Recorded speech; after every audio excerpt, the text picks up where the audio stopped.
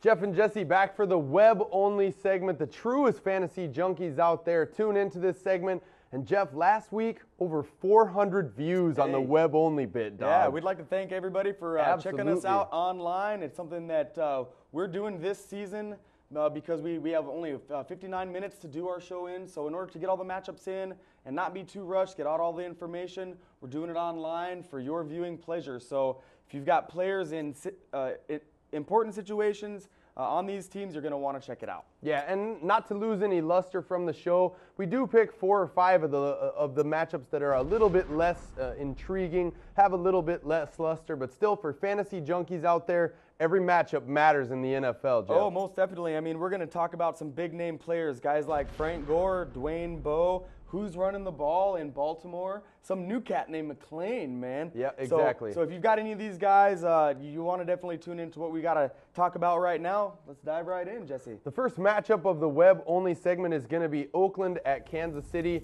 Jeff, last week both of these two teams got beat down by their opponents. Oakland especially looking very shoddy at home. The fans booing throughout the whole entire second half. Denver housed Oakland. KC played well against New England, but they were outclassed. What do you expect, Oakland at KC? Well, it's a big divisional matchup, so I think both teams are going to come really fired up. Oakland laid an egg on Monday night, so you know they're going to want to right the ship in a major way. Here they have a great opportunity against the Chiefs. In my opinion, I'm a little bit soured on Herm Edwards' squad. I think they were playing dirty, man, going after Brady. I think that they were telling him the only chance we have to win this game is if we try to take Brady out. So they were going down low at his knees and stuff like that. And yes, I am a Brady aficionado, to say the least, because I love watching awesome football players play in awesome football games. And that's what he does week in and week out. So I'm down right now, man. No Brady. But I think that Kansas City will win in this ball game. I do like Larry Johnson to get things going on the ground. And I like Dwayne Bowe. We saw last week against the excellent secondary from New England that he's going to do well. So start those guys with pride. Yeah, Dwayne Bowe is a great play here. When you look at Dwayne Bowe from his rookie season, he caught 5 touchdowns, Jeff. 4 of those 5 touchdowns came from quarterback Damon Heward, who will be making his first start of the season as Brody Croyle is out with the shoulder problem. So I do definitely think that Bowe is a must-start in this matchup, even though Oakland has a formidable secondary with Nnamdi Asomugha, and the other guy they have there is D'Angelo Hall. Yeah, he's good. I definitely think Dwayne Bowe will get off. He had a little bit of a problem with drops last week.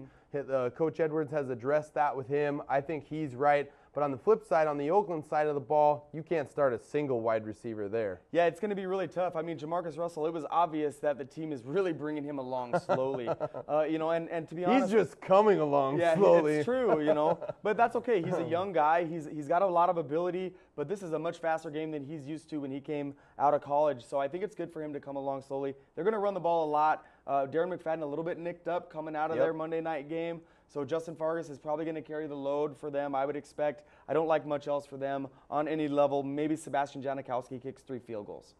San Francisco at Seattle, the next matchup we're going to dissect here for your viewing pleasure in the web-only segment.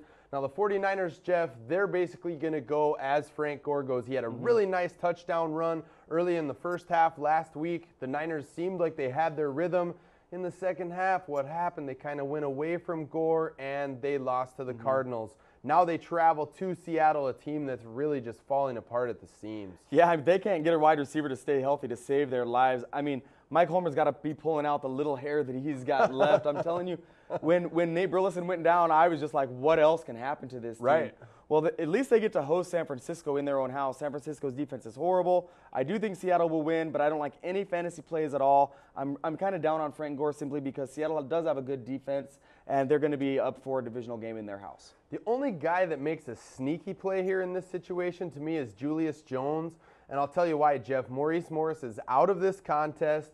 If you drafted Jones, you probably thought he was going to be a number 3 back for you, and you might hope that you'd get to start him a handful of times. Look, this is one of those handful of times.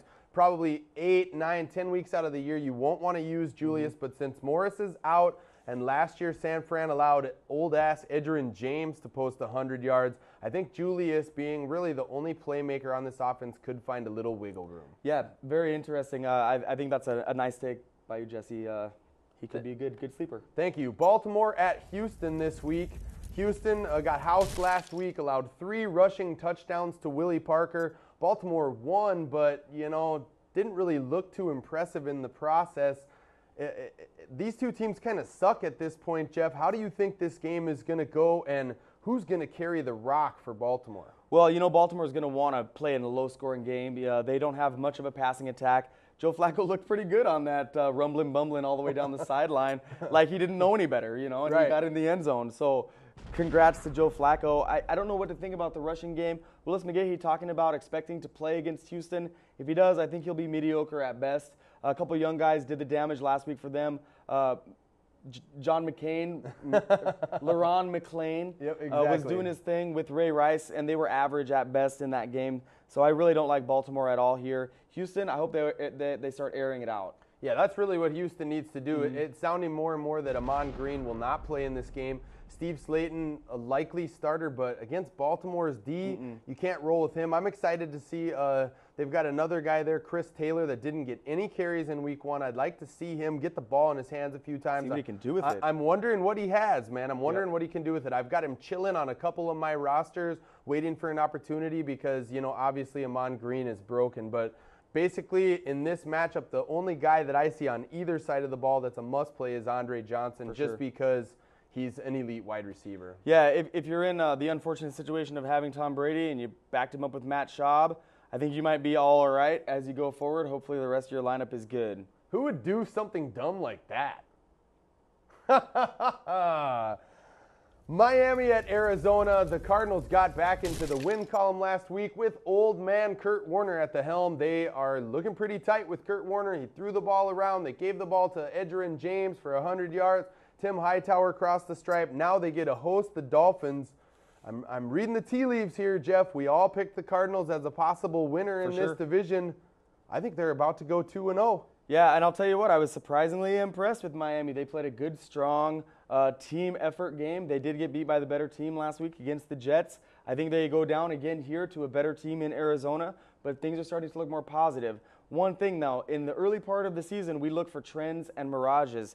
I really don't think that Chad Pennington is going to finish as the 7th best yardage-producing quarterback in the NFL. So those of you who are dropping talented players for Chad Pennington, whoa, hold your horses. He's not going to do near as much in week 2 as he did in week 1. So you got to watch out for the waiver wire 1-week wonder. Yeah, exactly. And for the Dolphins' running game, as far as that situation played out last week, Ronnie Brown had less touches than Ricky Williams, but still Ricky only had 10 carries. Neither one of those guys were playable. Just like Jeff and I told you, you cannot start either of these guys. Even in a juicy matchup against Arizona, it's possible that one or the other might have 60 yards while the other one collects a biscuit, but it's just too risky to roll with either of those guys. I think the best plays here in this game come from the Cardinals in their passing game. Kurt Warner could be a play if you lost to Tom Brady, or if you're definitely if you're down about your quarterback situation. But I think Arizona's going to win in this game easily. I like the passing game a lot here in this game for Arizona. I think that you can start Fitzgerald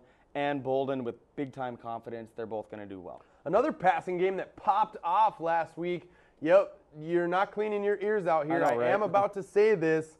Atlanta, the Falcons erupted in week 1. They've got a rookie quarterback in Matt Ryan. He started off the season with a deep bomb that just allowed the floodgates to open. Michael Turner was sweet. Atlanta at Tampa Bay, Jeff. Do the Falcons keep their roll on? Well, I'll tell you that power running style is the perfect thing to take against the Tampa 2 defense.